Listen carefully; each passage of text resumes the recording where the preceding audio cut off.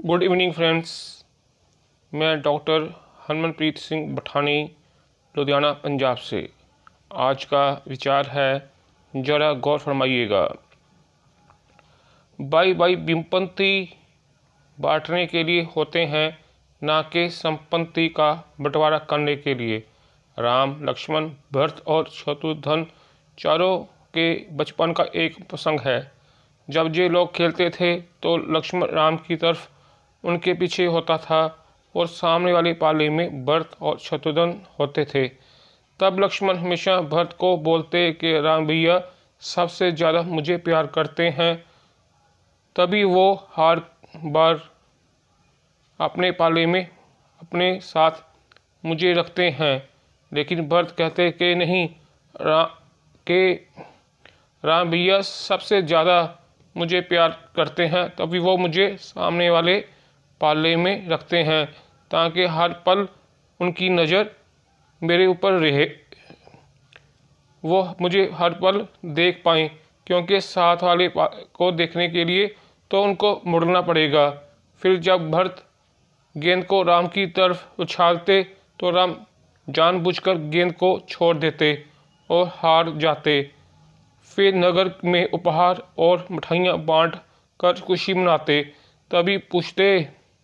सभी पूछते हैं कि राम जी, आप तो हार गए, फिर आप इतने खुश क्यों हैं?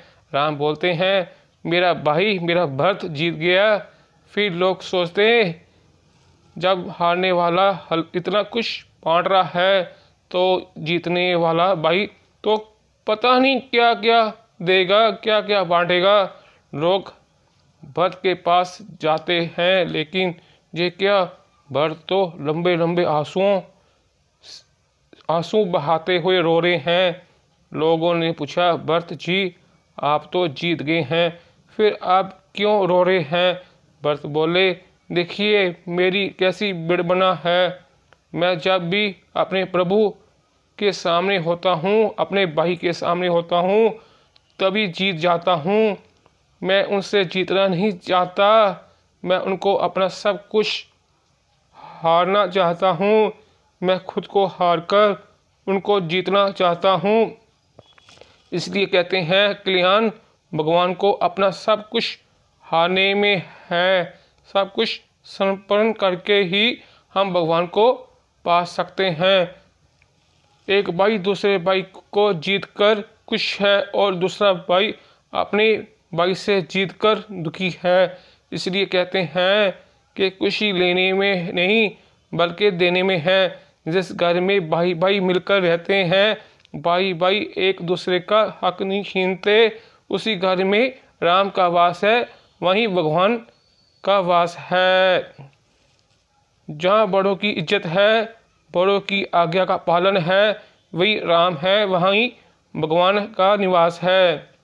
जब एक भाई ने दूसरे भाई के लिए हक छोड़ा तो रामायण लिखी गई, और जब एक भाई ने दूसरे भाई का हक मारा तो महाभारत हुई।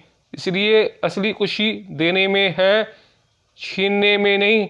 हमें कभी भी किसी का हक नहीं छीनना चाहिए, ना ही झूठ और बेईमानी का सहारा लेना चाहिए। जो भी काम करे उससे सत्य निष्ठा हो, और यही सच्ची जीवन है। यही कथा का सार है। हम भगवान हमारे हैं। जिस परिवार में भाइयों का प्यार आपस में होगा, वहाँ पर हमेशा भगवान का आशीर्वाद बना रहता है।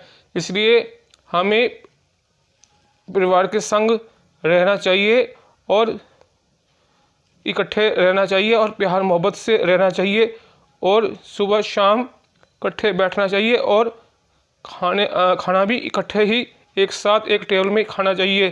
क्योंकि जहाँ पर प्यार है वहाँ पर हमेशा भगवान का आशीर्वाद रहता है। और साथ ही साथ मैं यह भी कहूँगा कि कुछ लड़कियों और लड़कों के माता पिता को एक रिक्वेस्ट करना चाहता हूँ।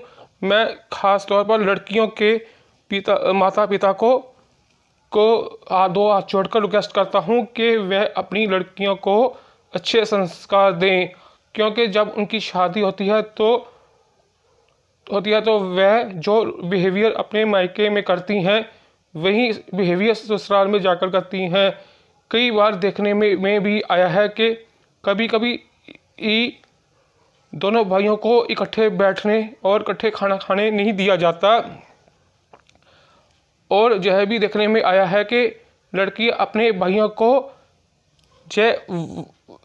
को जय वादा करती हैं कि जब वो घर छोड़कर चली जाती हैं तो उसके बाद वो अपने माता पिता का वो ख्याल रखें, अच्छे तरीके से ख्याल रखें और उनको कभी भी वृद्ध आश्रम में न जाने दें। तो इधर यही लड़कियां ससुराल में अपने पति को सिखाती हैं कि अपने माता पिता को वृद्ध आश्रम में छोड़ाए। और यदि लड़कियां अपने सास ससुर को माता पिता समान समझे तो कोई प्रॉब्लम नहीं आती। और आखिर में मैं यही कहूँगा कि परिवार में प्यार बढ़ाएं और सभी इकट्ठे ही घर में रहें और ज़्यादा खुश रहें। और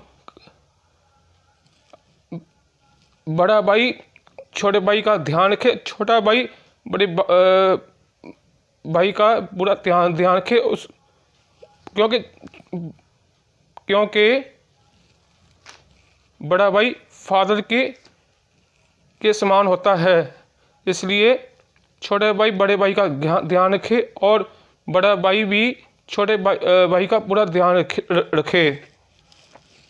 और जब आप घर से बाहर जाते हैं तो अपने बड़ों का आशीर्वाद लेकर जाएं और जो अपने घर का मेन डोर है उसको प्यार से धीरे से बंद करें और अपने परिवार के सदस्यों का और बड़ों का ध्यान रखें और सुबह शाम कम से कम 1 घंटा या 2 घंटे पूरे परिवार में टाइम बताएं। और इन्हीं शब्दों के साथ मैं अपना ये विचार ख़त्म करता हूँ। आशा है कि आपको ये पसंद आया होगा। तो एक रिक्वेस्ट है कि मेरा जो चैनल है उसको सब्सक्राइब करें और लाइक करें। धन्यवाद।